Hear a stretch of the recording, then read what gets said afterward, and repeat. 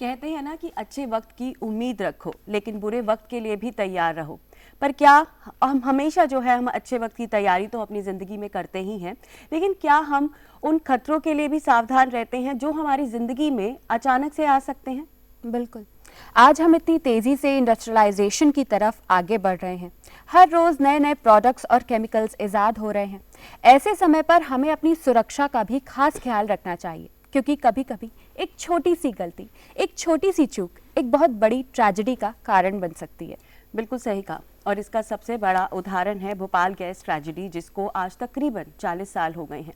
ये एक ऐसा हादसा था जिसने कई हजार जिंदगियों पर असर डाला। और इससे हमें ये भी सीख मिलती है कि चाहे हम अपनी ज़िंदगी में कितने भी एडवांस क्यों ना हो जाएं, लेकिन सुरक्षा और सावधानी दोनों ही बेहद ज़रूरी हैं। बिल्कुल। आज तेजी से तरक्की के लिए औद्योगिक विकास तो बेहद ज़रूरी है, लेकिन ऐसे बड़े उद्योगों में अगर कोई डिजास्टर होता है तो उसके मैनेजमेंट के लिए तैयार रहना भी उतना ही ज़रूरी है। जी हाँ, तो आज भोपाल गैस ट्रेजेडी के बारे में और उससे जुड़े लेसन जो हमने इससे सीखे हैं उसके बारे में जानकारी साझा करने के लिए आज जूम पर साथी बेंगलोर से हमारे साथ जुड़ रहे हैं कीर्ति चक्र से सम्मानित वेटरन मेजर जनरल वीके नायक जी, जिनका डिजास्टर रिस्पांस सिस्टम में कई ऑर्गेनाइजेशंस के साथ कई वर्षों का अनुभव भी रहा है। सर, आपका बहुत बहुत स्वागत है डीडी मॉर्निंग शो में। धन्यवाद सर, आपका बहुत बहुत स्वागत है। सबसे पहले तो हम आपसे ये जानना चाहेंगे कि आज 40 साल बाद आप भोपाल गैस ट्रेजेडी को किस तरह से देखते हैं? जैसा कि आपने कहा, भोपाल गैस त्रासदी को आज 40 साल हो चुके हैं और this was the worst industrial disaster of the country which happened on the intervening night of 2nd and 3rd December 1984, essentially because of the leakage of very lethal and toxic methyl isocyanate MIC gas from the pesticide complex of Union Carbide in Bhopal. अभी इस त्रासदी के इस भयावह घटना के जो घटनाक्रम था, जो कारण थे और जो इसका इम्पैक्ट हुआ लोगों पर, समाज पर, पर्यावरण पर, this is very well documented. इसके बारे में पिछले 40 सालों में काफी मंथन हो चुका है।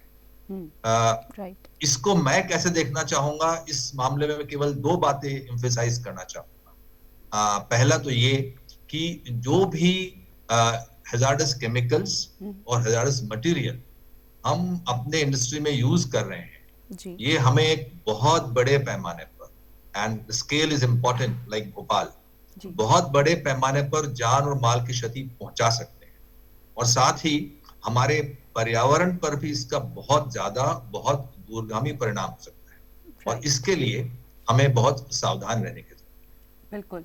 दूसरी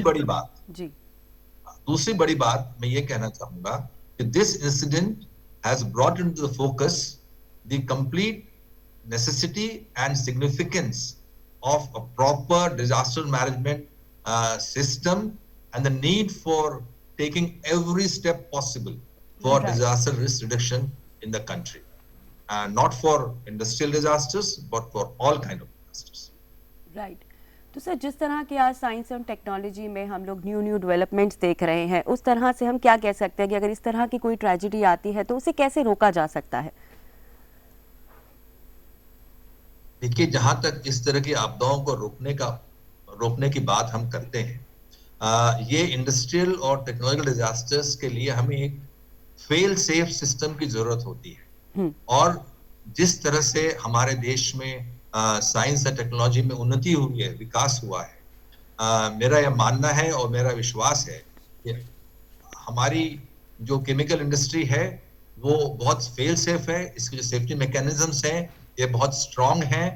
लेकिन आपने पूछा कि इसको कैसे रोका जा सकता है जी। तो कितना भी साइंस और टेक्नोलॉजी का हम इस्तेमाल करें, साइंस और टेक्नोलॉजी का यूज करते हुए हम इस प्रकार के डिजास्टर्स के रिस्क को, इसके जोखिम को हम कम कर सकते हैं। इस प्रकार के डिजास्टर्स के जो पॉसिबिलिटीज है, प्रोबेबिलिटीज हैं, उनको हम कम कर सकते हैं।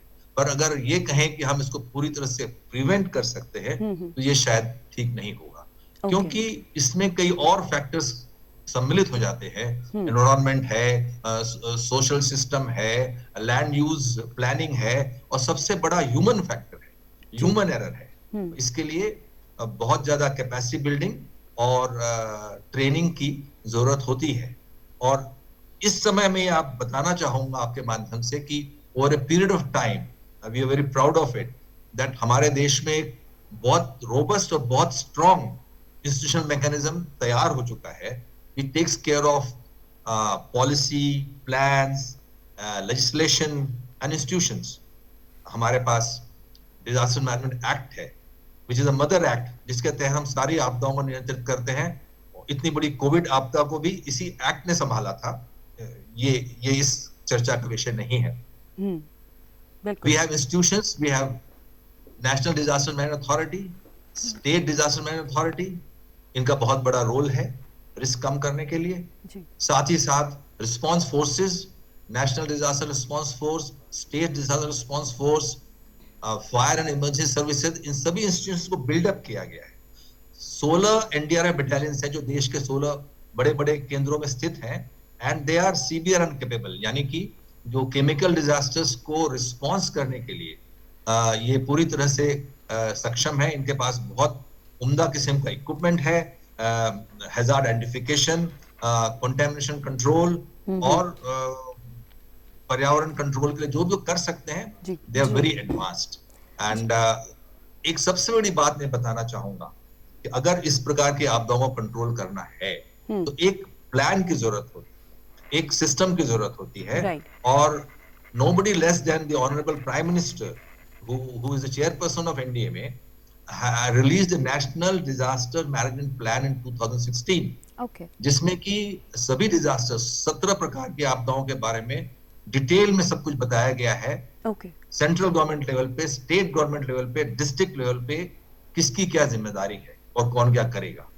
और इसमें केमिकल डिजास्टर्स के लिए पूरा अलग से चैप्टर है, यानी कि सबसे पहले how to identify the risk, risk क्या है जी, रिस्क मैपिंग कैसे होगी, कौन करेगा जी, जी। उसके बाद अगर हम कहें कि इंटरजेंसी कोऑर्डिनेशन, सेंट्रल गवर्नमेंट क्या करेगी, स्टेट गवर्नमेंट क्या करेगी, ministry of chemical and industries क्या करेगी, मिनिस्ट्री ऑफ एनवायरमेंट और फॉरेस्ट क्या करेंगे, ये सब इसमें उल्लेख है। और एक ही मुद्दा है कि केमिकल डिजास्टर रिस्क को कैसे कम किया जाए। बिल्कुल जी सर, वो कहावत है ना कि hope and prepare for the best but always be prepared for the worst. जी हाँ, तो दर्शकों आज भोपाल गैस ट्रेजेडी पर हमारे साथ बातचीत करने के लिए बेंगलोर से जुड़े थे कीर्ति चक्र से सम्मानित वेटरन मेजर जनरल वीके नायक जी, जिनका डिजास्टर रिस्पांस सिस्टम में कई ऑर्गेनाइजेशंस के साथ कई वर्षों का अनुभव रहा है। आपका बहुत बहुत शुक्रिया सर आज डीडी मॉर्निंग शो में हमारे साथ जुड़ने के लिए। Thank you so much sir. आपका बहुत बहुत शुक्रिया सर। Thank you.